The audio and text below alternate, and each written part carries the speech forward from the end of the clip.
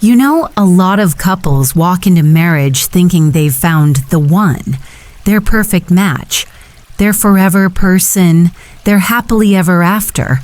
And in the beginning, with all the butterflies and warm gestures, it feels like nothing could ever go wrong. But somewhere between the morning coffee routines and the sleepless nights, between the bills and the baby cries, between the silent car rides and the whispered apologies, reality knocks on the door. And it doesn't come gently. The truth is, there's no such thing as a perfect marriage. Not from the start, not ever. What exists instead is two imperfect people who are willing to show up for each other every single day in big ways and small. Love isn't a one-time vow. It's a daily choice. It's the way you reach for your partner's hand even when you're mad. It's the way you say, "I'm listening," even when you're tired. It's the decision to build something lasting, not flawless, but real. So if you've ever looked at your relationship and thought, "Why isn't this easier?" You're not alone, and you're not failing. You're just human. And this is what human love looks like when it's honest, raw, and deeply worth fighting for. Part 1. Let go of the perfect illusion. Let's start with the biggest myth of all. The idea that you're supposed to feel fulfilled, understood, and loved in exactly the right way all the time, just because you married the right person. If you've ever felt frustrated because your partner didn't react the way you hoped, didn't meet your needs without being told, or simply didn't get you, welcome to the club. That's not failure. That's marriage. You see, the expectation of perfection is one of the fastest ways to damage connection. It creates an invisible scoreboard. I always do the laundry. Why can't he clean the kitchen without being asked? She knows I'm stressed. Why can't she just give me space? These tiny frustrations pile up, not because either person is cruel or selfish, but because we're expecting unspoken understanding from someone who's just as human and flawed as we are. When we let go of the illusion that love should be effortless, we make space for compassion. We stop blaming and start partnering. We replace "why don't you auntie" with "how can I help you?" We shift from demanding change to inviting growth. I remember a couple from a retreat I hosted last year, Mark and Elena. They had been married 12 years. At some point, Elena said, "I kept thinking he'd become more like me, and he kept waiting for me to become more like him." It sounds silly, but we do this all the time, don't we? We think love should make someone more compatible, but real love makes us more accepting. So here's the first truth. Let go of perfect. It doesn't exist. And chasing it will only leave you more alone in a relationship that was meant to feel like home. Instead, lean into the messy, the mismatched, the work in progress, and you'll discover something more powerful than perfection: partnership. Part 2. Speak honestly, listen gently. Let's talk about one of the most important tools in a lasting marriage: communication. And no, I'm not just talking about talking. I'm talking about the way we speak and the way we listen. Because most of us weren't exactly taught how to do either with empathy. Here's what usually happens. One person finally opens up about something that's been bothering them, and the other person gets defensive or distracted, or they try to fix it too quickly, and suddenly, instead of feeling heard, the speaker feels dismissed, misunderstood, alone, even in a shared bed. Real communication in marriage isn't about solving everything. It's about making your partner feel safe enough to say what they really mean. That kind of safety doesn't come from big speeches. It comes from little reactions, like not rolling your eyes when your partner says the same complaint again, or not checking your phone when they're talking about their day. I remember a husband once told me, "I used to think my wife was overreacting, but when I started listening, not to respond, just to understand, I realized she was just hurting in ways I never saw before." And that changed everything for them. Not because he found the perfect reply, but because he stayed present. And being present is love's most underrated expression. Now let's flip the script. When you're the one talking, try honesty with softness. Say what you feel, but not as a weapon. Use words that invite connection, not conflict. "I felt sad when I didn't feel included" lands very differently than "you never think about me." One opens a door, the other builds a wall, and timing matters too.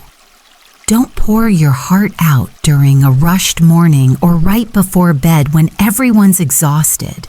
Choose moments of calm, when love can actually hear love. Think about your favorite relationships, the ones you admire.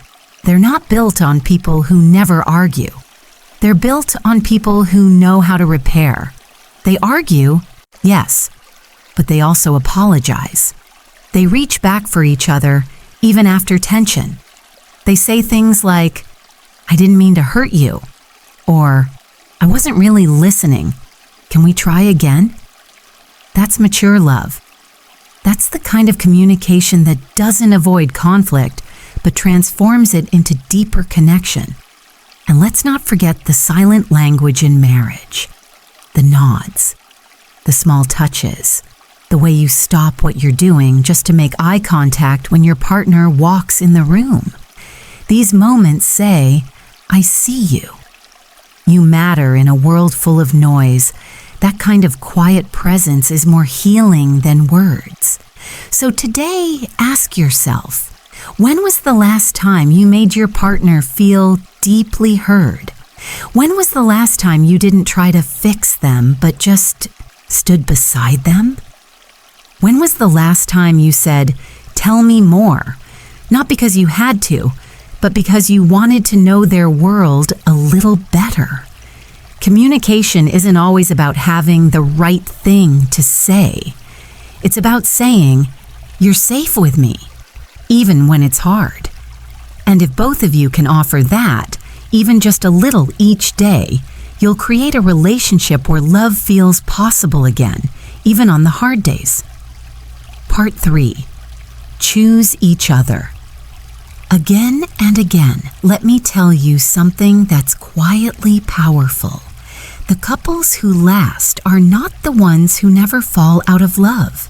They're the ones who keep choosing each other again and again, even when love feels quiet or tired or uncertain. Marriage isn't built on grand gestures. It's built on small daily decisions that say, "I'm still here. I still choose you." In the early days, love feels automatic. You send sweet texts, plan dates, hold hands without thinking. But over time, those moments start to fade.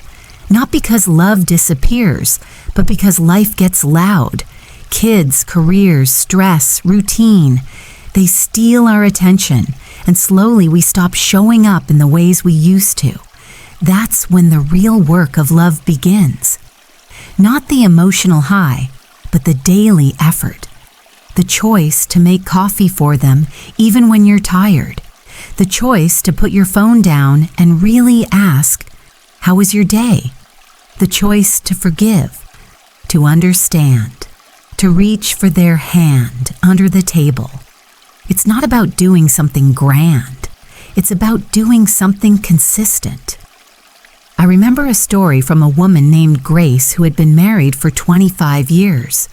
She told me, "Every night, even when we're mad, my husband still pulls the blanket over me before he sleeps. It's his way of saying, 'I'm still on your team.'" That small gesture, that quiet loyalty, has held them together through job loss, cancer, grief, and joy. Not because they never had problems, but because they never stopped choosing each other, even when it was hard. Love is not a feeling you maintain. It's a practice you return to. Feelings come and go. Circumstances change. But your ability to choose, that's powerful. That's sacred. Sometimes we think love has to look a certain way, like weekly date nights or surprise vacations or dramatic declarations. But truthfully, the strongest marriages I've seen are held together by the smallest, most ordinary things. A partner who warms up the car in winter, who folds the towel just the way you like, who remembers to check in when you have a hard meeting. These things aren't flashy. They're not Instagram worthy, but they are love, lived out in the everyday. And the reason they matter so much is because they say, I know you. I see what matters to you, and I want to be someone you can count on. Of course, some days you won't feel like choosing love. You'll feel tired, misunderstood, distant. That's okay. Love doesn't demand perfection, but it does ask for return. When you forget, come back. When you fail, come back. When you're hurt, come back with honesty and hope. That rhythm of returning, of saying yes again, even after hard moments, that's what gives your relationship depth and resilience. So today, take a moment to ask yourself, what's one small way I can choose my partner again? Not because it's convenient, but because they're worth the effort. Because love grows where intention lives. And when two people keep choosing each other in quiet ways through noisy seasons, something truly beautiful begins to bloom. The marriages that last aren't the ones that never wobble. They're the ones where both people keep reaching, keep forgiving, keep trying. Not perfectly, but faithfully. Part 4. Grow together, not apart. Let's talk about something no one really prepares us for in marriage. Change.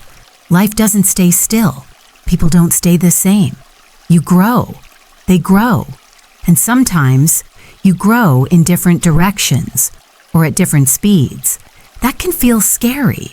It can feel like something is breaking, but often it's just something becoming. One of the most beautiful things a couple can do is choose to grow together, not apart. That doesn't mean you have to like all the same things or chase the same dreams. It means you stay curious about each other. You keep learning who your partner is becoming, not just clinging to who they were. I've seen couples drift, not because they stopped loving each other, but because they stopped updating the story. They stopped asking the deeper questions. They assumed they knew each other, so they stopped being amazed. But love needs room to evolve, and people need permission to become new versions of themselves. I remember a man named Jonah telling me, I married a woman who was soft-spoken and shy. 10 years later, she's a confident business owner with a fire I never expected. At first, I felt left behind, but then I realized I was invited to rediscover her. And that was a gift. That shift from fear to curiosity saved their marriage. If you want to keep your connection strong, ask questions like, what's something that excites you lately? Or, what's been feeling heavy for you these days? Don't assume silence means nothing's wrong. Sometimes people stop sharing not because they don't feel, but because they don't feel welcomed. And here's another key. Create experiences together, not just routines. Travel, even if it's just a weekend road trip. Try something new. Take a class. Volunteer. Change the scenery. And sometimes you'll find new parts of each other you forgot existed. And let's be honest, Sometimes growth feels lonely. Maybe one of you is changing faster. Maybe one is healing while the other is still stuck in pain. But even then, you can choose to walk beside each other. You don't have to fully understand to fully support. Sometimes, I don't get it, but I'm here is the most loving thing you can say. Marriage isn't about staying the same forever. It's about holding space for transformation. It's saying, I love who you were, and I'm learning to love who you're becoming. That's how marriages stay alive. When both people feel safe to evolve without losing connection. Don't let growth feel like a threat. Let it be an invitation to see each other with fresh eyes, to revisit your dreams together, to have new conversations you've never had before, and yes, even to mess up, relearn, and try again. Because at the end of the day, the goal isn't to preserve who you were on your wedding day. It's to become something even better together. A couple that's lived, adapted, struggled, succeeded, and still shows up. That's not failure.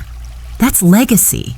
So ask each other today, not just, how was your day, but how are you changing? What do you need now that you didn't before? Where are we heading? And how can we get there side by side? In a world that moves fast and forgets often, let your marriage be the place where both of you feel remembered, again and again, as you grow, not apart, but always towards something deeper, wiser, and more real. Part 5, Embrace the Hard Days with Grace. Let's be honest, some days in marriage are just hard, not dramatic, not tragic, just deeply, quietly hard. You wake up with unspoken tension. You go to bed with unresolved thoughts. The laundry piles up, the bills loom, and you're both exhausted in ways that love can't instantly fix. And in those moments, it's easy to wonder, are we okay? Is this normal? Is it supposed to feel this heavy? Here's the truth. Even the best marriages have seasons of heaviness, not because love has failed, but because life is demanding. What matters most in those moments is not whether you can avoid hard days, it's how you show up in the middle of them. Sometimes the most important thing you can do is stay. Not fix, not flee, just stay. Stay when the conversation is awkward. Stay when the energy is off. Stay when you feel distant but know that love still lives underneath the silence. Marriage isn't about always feeling close. It's about returning to closeness over and over again. One woman once told me, "We made a silent pact. Even when we don't know what to say, we sit next to each other. Just sit. No phone, no TV, just presence." That practice became a lifeline. Because when words fail, presence still speaks. Pain is not proof that your marriage is broken. Sometimes it's proof that you're both human and you're both still in this. When things get hard, don't ask, "What's wrong with us?" Ask, "What do we need right now to feel safe again?" Maybe it's space. Maybe it's a hug. Maybe it's simply being seen without being solved. And remember, forgiveness isn't just something you give after a big argument. It's something you choose in tiny moments. When you let the sarcastic comment go, when you assume the best instead of the worst, when you soften your voice instead of raising it. The strongest marriages aren't built by people who never hurt each other. They're built by people who refuse to let that hurt define the story. People who keep coming back with gentleness. People who say, "This isn't who we are. Let's find our way back." So here's the final truth.